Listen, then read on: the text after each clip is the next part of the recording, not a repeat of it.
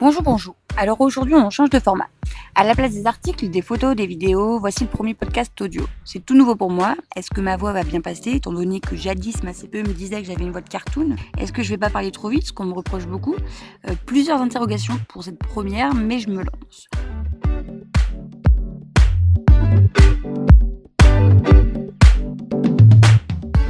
Le sujet de ce petit podcast, l'accès aux zones éloignées géographiquement dans la région du plateau central en Haïti.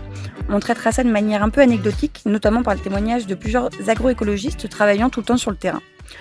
Commençons par un récit d'une de mes aventures sur les routes haïtiennes.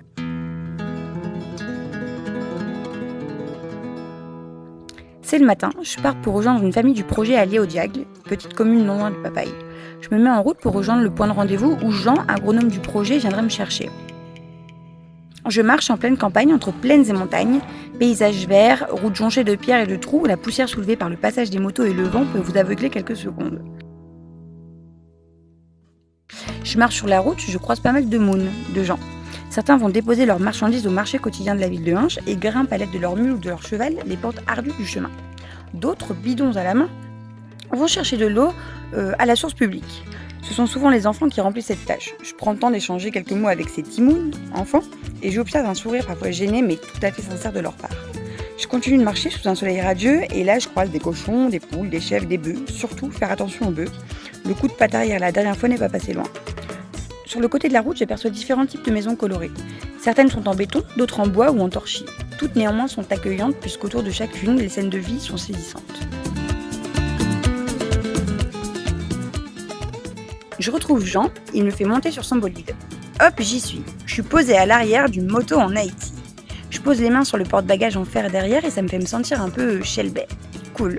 J'ai un peu la classe quoi, je suis Shelby. Cheveux au vent, sans casque, sinon ça fait pas le même effet. Nous roulons sur les mêmes routes aperçues plus tôt. Jean maîtrise clairement sa machine, mais moi, je maîtrise rien du tout. Mon faciès est tout de suite beaucoup moins classe quand il s'agit de s'agripper sur les motos au franchissement de chacune des bosses. Sur certaines portions du chemin, j'ai carrément l'impression d'être dans le Texas et de faire une bonne vieille partie de rodéo.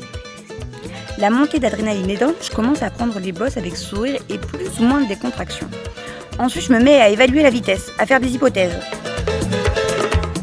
En m'accrochant de telle ou telle manière, je risque de me casser le bras, en plus de me l'égratigner si par malheur on tombe. Si je les mets comme ça, c'est sûr, double fracture. Alors que, hop, si je les place de cette manière, à la limite, je perdrai un peu de peau. Je trouve mon observation pertinente et décide d'adopter définitivement cette posture pour mes membres supérieurs. Mais là, je n'étais qu'à la conceptualisation de la trouvaille. Maintenant, il faut repérer le moment d'accalmie pour oser les changer de position. C'est bon, pas de trou à l'horizon, concentration extrême, je me dépêche, hop, c'est fait. Le hic, c'est qu'à chaque fois que je commençais à afficher ce sourire de satisfaction, bam, une bosse envoyait ma tête sur celle de Jean. Sauf que Jean, lui, avait un casque. Je décide de sortir les lunettes de soleil pour qu'il y ait une sorte de rempart entre son casque et mon front. Oui, clairement, système D. Là encore, je vous laisse imaginer les péripéties pour réussir à extraire mon rempart de mon sac.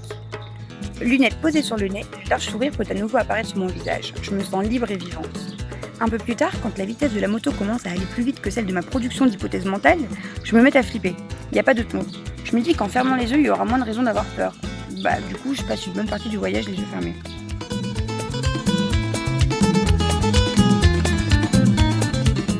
Quand je sens la vitesse décroître, je me permets d'ouvrir les yeux. Je reprends mes observations. En plus de paysages, je décide d'observer les passagers des motos aux alentours.